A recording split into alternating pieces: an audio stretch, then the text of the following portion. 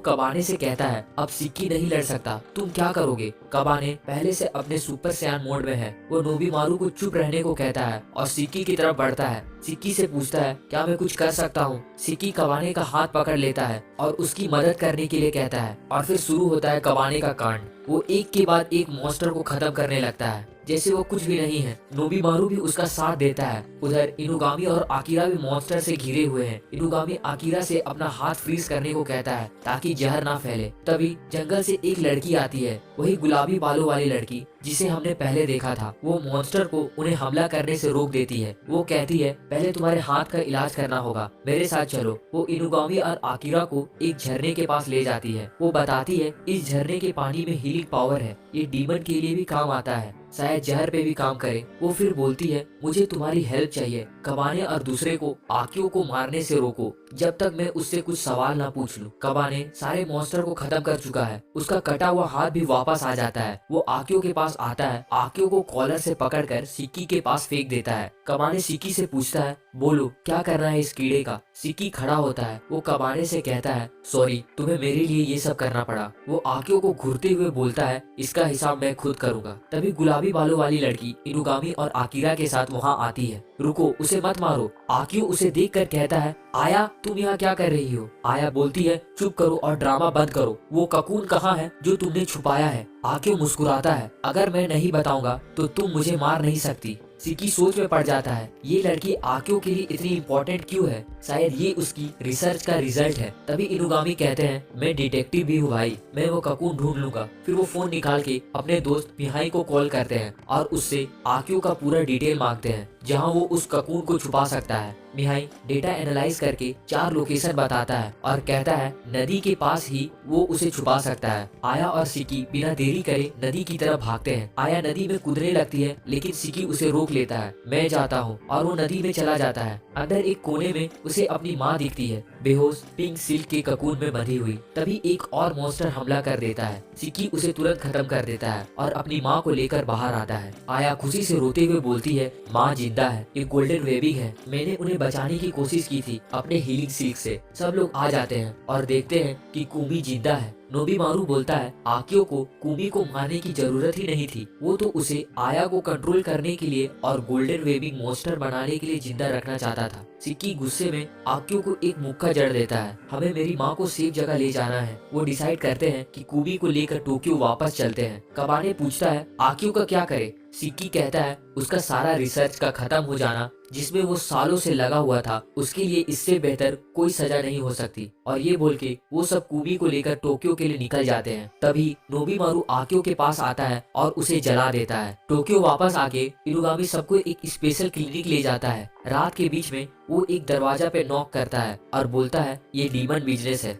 दरवाजा खुलता है और एक छोटी सी दादी अम्मा ग्रेनी ओहाना उन्हें अंदर बुलाती है। इनुगामी बताते हैं कि वो एक एनिमल डॉक्टर है और सारी जिंदगी एनिमल और डीमन को ट्रीट करते आई है। उनके लिए तो सारी जान इम्पोर्टेंट है, चाहे वो इंसान हो या डीमन। वो कुमी को चेक करती है और बोलती है ये बिल्कुल ठीक है, बस थोड़ा ट्रॉमा है इसे, कोई बात नहीं, मैं इसे ठीक कर दूंगी। सिक्की कुमी के पास ही बैठा रहता है। आया थोड़ा डर रही है, क्या मुझे अंदर जाना चाहिए, मैं भी तो उन्हीं मॉन्स्टर की तरह हूँ। सिक्की उसे अंदर बुलाता है। तुम्हें माँ का हाथ पकड़ना चाहिए, वो तुम्हारी भी माँ है। आया पूछती है तुम मुझे क्यों नहीं मार रहे उन मॉन्स्टर की तरह। सिक्की समझाता है क्योंकि तुम्हारी वजह से ही तो माँ जिंदा है, तुमने उनका ख्याल रखा था इतने सालों तक। ये सुनकर आया रोने लगती है। वो पूछती है क्या मैं आपको भैया बुला सकती हूँ। तभी कुमी की आँख खुल जाती है। वो दोनों बच्चों को गले लगा लेती है। एक हफ्ता बीत जाता है। सिक्की अपनी माँ के साथ ही रहता है और कबाने और आकिरा उसे बहुत मिस करते हैं। एक दिन इनुगामी बोलता है मेरे पास एक मिशन है तुम दोनों के लिए। तभी सिक्की अंदर आता है। कोई मेरी एजेंसी छोड़ने की बात कर रहा था, मैं नहीं जाने वाला।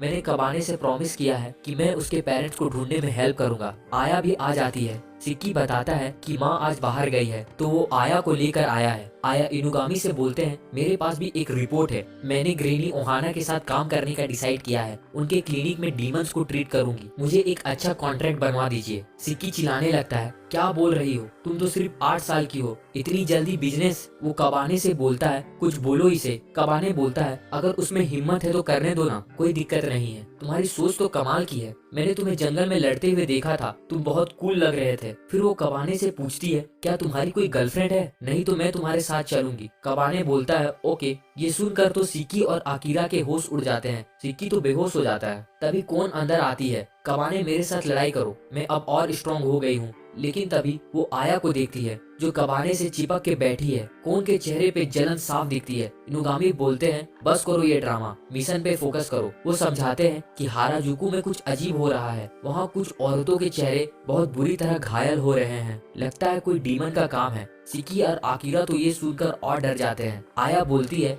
मैं कबाने के साथ चलूंगी। कौन बोलती है, मैं भी इन दोनों पे नजर रखने के लिए जाऊंगी। तीनों हाराजुकू पहुंचते हैं, लेकिन एक पुलिसमैन उन्हें रोक लेता है। कौन अपना पुलिस वाला एटीट्यूड दिखाते हुए बोलती है, मैं पुलिस डिपार्टमेंट से हूँ, लेकिन पुलिसमैन उसे भगा देता है। तभी कबाने बोलता है, मैं एक डिटेक्टिव एजेंसी से हूँ। पुलिसमैन उन्हें अंदर जाने देता है और बोलता है, मुझे इन्फॉर्म कर दिया गया था इसके बारे में। वो डिमोनिक अटैक के बारे में इन्वेस्टिगेट करना शुरू कर देते हैं। कबाने कहता है, यहाँ तो डिमोनिक स्मेल बहुत स्ट्रॉन्ग है, लगता है कल्प्रिट पास ही है। कौन आगे आगे चलने लगती है। कबाने उससे कहता है, सारे विक्टिम लड़कियां हैं, इसलिए मुझे लीड करने दो। ये सुनकर कौन को गुस्सा आ जाता है और वो उस पर चिल्लाती है। कबाने ओके बोलकर आया के साथ चलने लगता है और कौन का मूड और खराब हो जाता है। उसे समझ नहीं आ रहा है कि उसके दिल में ऐसा क्यों हो रहा है। तभी एक स्पिरिट डीमन कौन के पास आती है और उसे हेल्प ऑफर करती है और वो आया के बालों को पकड़कर उसे ऊपर उठा लेती है। कबाने बिना सोचे समझे स्पिरिट डीमन पे हमला कर देता है और आया को बचा लेता है। और वो ही स्पिरिट डीमन थी होने वाले सभी अटैक के पीछे। स्पिरिट डीमन रोते हुए बोलती है, मुझे एक लड़के से प्यार हो गया था, लेकिन मैं तो एक स्पिरिट हूँ, कोई मुझे देखता भी नहीं था। इसीलिए मैंने सोचा कि अगर मैं सुंदर लड़कियों के चेहरे को छीन कर खुद को खूबसूरत बना लूं तो वो मुझे नोटिस करेगा, लेकिन ऐसा कुछ नहीं हुआ। तभी कबाने कहता है, प्यार का मतलब ये नहीं होता कि तुम किसी से छीनो, प्यार का मतलब होता है देना। स्पिरिट डीमन गुस्से में बोलती है, तुम्हें क्या पता प्यार के बारे में, तुम तो अपनी साथ वाली लड़की को भी ठीक से ट्रीट नहीं कर सकते। इसीलिए मैंने आया के बालों को खींचा था। वो कौन की तरफ देखता है और उससे पूछता है, कौन को समझ नहीं आता इस फीलिंग के बारे में। वो कहती है, हमेशा कबाने के साथ उसे मजा आता था, पर आज उसे अजीब सा लग रहा है। और अचानक वो आया पे हमला करने के लिए आगे बढ़ती है, लेकिन कबाने उसे रोक लेता है। कौन रोते हुए वहाँ से भाग जाती है। आया स्पिरिट डीमन को अपने सिल्क थ्रेड से एक खूबसूरत रूप देती है। वो दोनों ऑफिस वापस आते हैं। मिशन सक्सेसफुल रहा, आया इनुगामी को बताती है और फिर कबाने के गाल पे एक किस कर देती है। सिकी ये देखकर गुस्से से आग बबूला हो जाता है। कबाने पार्क में जाता है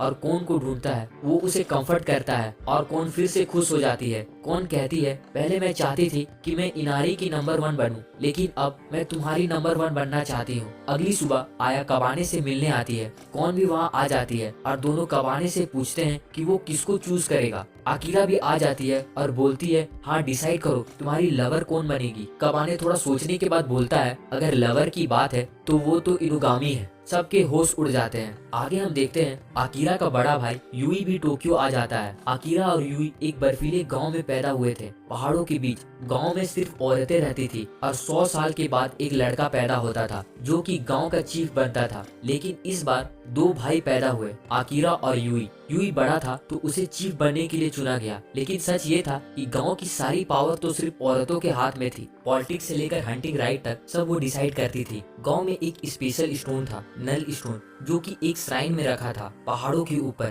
कहते हैं कि गांव उसी स्टोन की रक्षा के लिए बनाया गया था। यूई बड़ा होते होते उसे समझ आ गया था कि ये औरतें पावर के लिए कुछ भी करेगी। वो अपने भाई आकिरा को लेकर गांव से भागना चाहता था। उसने उन औरतों से एक डील की कि अगर वो आकिरा को जाने दे तो वो चीफ बन जाएगा। औरतें मान गई, लेकिन आकिरा के गांव से जाते ही उन्होंने उसके पीछे असैसिन्स भेज दिए। ये बात सुनकर यूई नल स्टोन के पास जाता है और उसकी पावर से पूरा गांव ही तबाह कर देता है। फिर वो आकिरा को ढूंढने निकल जाता है। उधर आकिरा को कुछ इंसानों ने बचा लिया था और टोक्यो ले आए थे। तब से वो इनुगामी के साथ रह रहा है अपने भाई को ढूंढने के लिए। और अब इतने सालों बाद यूई भी टोक्यो आ गया है आकिरा को ढूंढते हुए। ऑफिस में आकिरा अपनी हरकतों में लगा है और सब कुछ गड़बड़ कर रहा है। सिकी और कबाने उसे बुरा भला बोल देते हैं। आकिरा का दिल टूट जाता है। उसका अपना फेवरेट डॉल, जिसका नाम उसने अपने भाई के नाम पे रखा था, वो भी टूट जाता है। मिहाई उसे ठीक करके उसमें एआई अपग्रेड कर देता है। दिल में गम लिए आकिरा एक नोट लिखता है, अपना सामान पैक करता है और ऑफिस से निकल जाता है। सड़कों पे चलते हुए आकिरा का सामना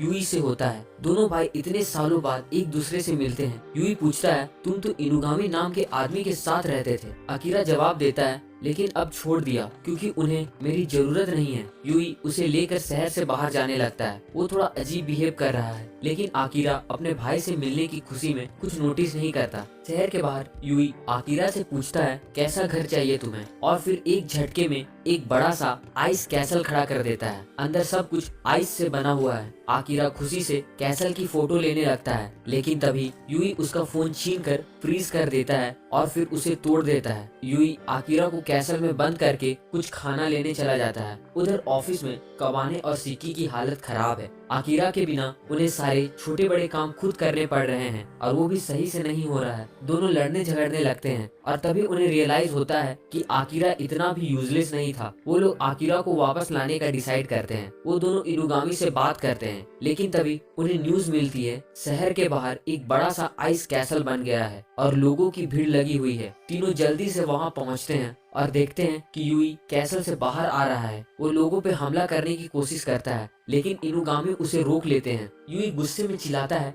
कौन हो तुम? इनुगामी अपना नाम बताता है। इनुगामी की नजर यूई की चेस्ट में लगी हुई नल स्टोन पे पड़ती है, जो यूजर की लाइफ एनर्जी से पावर लेता है और उन्हें एक खतरनाक ताकत देता है। तुम स्नोई विलेज के डीमन हो, यहाँ क्या कर रहे हो? इनुगामी पूछते हैं। यूई कहता है, मुझे तुम्हें जवाब देने की जरूरत नहीं है, लेकिन तुमने मेरे भाई की देखभाल की है, इसलिए वो उसे थैंक्स कहता है। सिक्की यूई से आकिरा के बारे में पूछता है। यूई पूछता है, तुम दोनों कौन हो? कबाने कहता है, हम उसके दोस्त हैं और हम आकिरा को वापस लेने आए हैं। ये सुनकर यूई तीनों को फ्रीज कर देता है और कैसल के अंदर ले जाता है। आकिरा अपने कमरे में अपने डॉल के साथ खेल रहा है। तभी उसे पता चलता है कि उसके डॉल में एक प्रोजेक्टर और इंटरनेट कनेक्शन भी है। तभी यूई आकिरा को नीचे बुलाता है। आकिरा खुशी खुशी नीचे आता है, लेकिन तभी उसकी नजर अपने दोस्तों पे पड़ती है, जो कि अब बर्फ की मूर्ति बन चुके हैं। वो ये देखकर डर जाता है और गिर पड़ता है। यूई को लगता है आकिरा की तबीयत खराब हो गई है और वो उसके लिए मिंट लेने चला जाता है। जैसे ही यूई बाहर जाता है,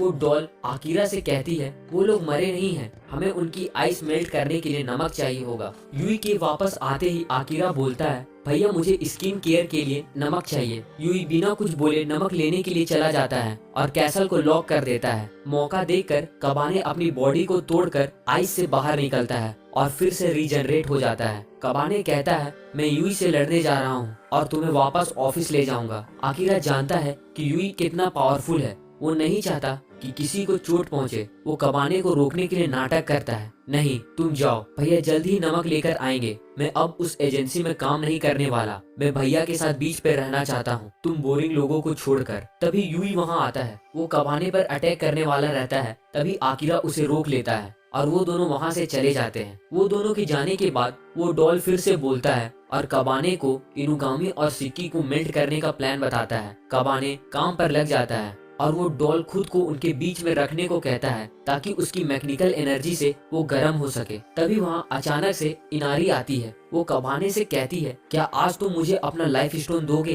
वो बताती है कि नल स्टोन का भी संबंध तुम्हारे पेरेंट्स से है। तभी डॉल फिर से बोलता है, लेकिन इस बार इनुगामी की आवाज में, कबाने मैं अपना ब्रेन वेव और हार्ट बीट से तुमसे बात कर रहा हूँ। तुम्हें जल्दी से आकिरा और यूई के पास जाना होगा और तुम इनारी की चिंता मत करो, वो अभी तुम्हें कुछ नहीं करेगी। उसके बाद कबाने अपने दोस्त को ढूंढने के लिए जंगल में भागता है। उधर नोबीमारू यूई पे हमला कर देता है। यूई आकिरा को एक आइस केज में बंद कर देता है और नोबीमारू से लड़ने लगता है। नोबीमारू पूरा फायरफॉक्स मोड में शैडो क्लोन जुत्सु यूज करता है, लेकिन यूई आसानी से सब क्लोन को मार देता है। फायर और आइस की टकरार से पूरा इलाका धुंध से भर जाता है। यूई आकिरा की आवाज सुनकर डिस्ट्रैक्ट हो जाता है और नोबीमारू ये मौका देखकर उसके सीने से नल स्टोन छीनने की कोशिश करता है, लेकिन जैसे ही वो नल स्टोन को छूता है उसकी लाइफ एनर्जी एब्जॉर्ब होने लगती है। उसका हाथ टूटने लगता है। नोबीमारू इनारी पे गुस्सा होता है कि उसने उसे बेट की तरह यूज किया, लेकिन अभी गुस्से का वक्त नहीं है। वो सोचता है कि कैसे यूई को हराएं। तभी यूई उस पे आइस स्पीयर से हमला कर देता है। नोबीमारू बचने की कोशिश करता है, लेकिन तभी कबाने आ जाता है। वो नोबीमारू को बचा लेता है और दोनों मिलकर यूई से लड़ने का प्लान बनाते हैं। नोबीमारू कहता है, बिना फ्रीज हुए कैसे लड़ सकते हैं? तभी उसे एक आइडिया आता है। वो कबाने के शरीर में आग लगा देता है और कबाने उस आग को अपनी आर्मर की तरह यूज करके यूई से लड़ने लगता है। लंबा और खतरनाक मुकाबला होता है जिसमें कबाने जलती हुई हड्डियों में बदल जाता है। नल स्टोन की पावर की वजह से यूई की लाइफ एनर्जी भी खत्म होने लगती है। आकिरा किसी तरह अपने केज से निकल आता है और अपने भाई के सीने से नल स्टोन निकालने की कोशिश करता है। जैसे ही वो नल स्टोन को छूता है उसके दिमाग में उसके भाई की सारी बुरी यादें आने लगती है। ये सब देखकर वो रोने लगता है। तभी कबाने उसकी मदद के लिए आता है।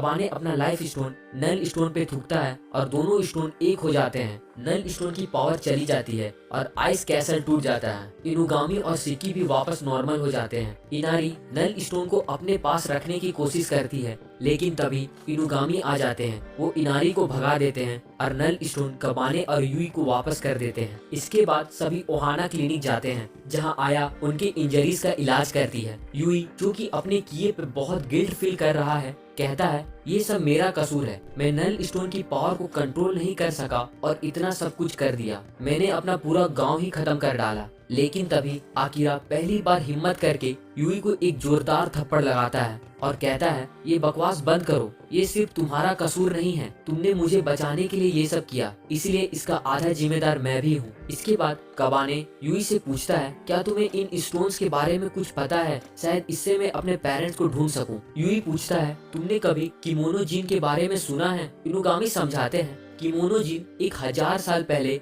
इंसान और डीमंस के बीच एक जंग थी। उसे रोकने के लिए पावरफुल डीमंस ने अपनी पावर्स इन स्टोन्स में डाल दी थी और अपने वंशज को दी थी ताकि वो उन्हें कंट्रोल में रख सके। तभी यूई कहता है और अगर ये लाइफ स्टोन तुम्हें तुम्हारे पेरेंट्स से मिला है तो इसका मतलब है कि वो लोग जरूर किसी डीमन क्लैन के चीफ होंगे। इनुगामी कहते हैं और अब इस नॉलेज के साथ हम तुम्हारे पेरेंट्स के बारे में ढूंढने निकल सकते हैं। अगले दिन आकिरा कुछ दिन की छुट्टी लेकर अपने भाई के साथ घूमने निकल जाता है। इनुगामी कबाने के साथ उसके पेरेंट्स के बारे में पता करने निकल जाते हैं। सिक्की जो कि अपनी माँ और बहन के साथ रह रहा है वहीं रुकने का फैसला करता है और जाते जाते कबाने को गुड लक विश करता है। लेकिन उधर इनारी अपना नया प्लान बना चुकी है। वो कॉन को कबाने के अगेंस्ट यूज करना चाहती है। वो कॉन को ऑर्डर देती है कबाने का दिल जीत लो और उसके पास से लाइफ और नल स्टोन ले आओ। कबाने जाने से पहले पार्क में कॉन से मिलना चाहता है। तभी कॉन एकदम से वहां आ जाती है, बोलती है मैं भी तुम्हारे साथ चलूंगी। इनुगामी ये सुनकर समझ जाते हैं कि कॉन इनारी के कहने पर आ रही है, लेकिन वो कुछ नहीं बोलते और उसे अपने साथ ले चलते हैं। और इसी के साथ किमोनो जिन का सीजन 1 खत्म होता है।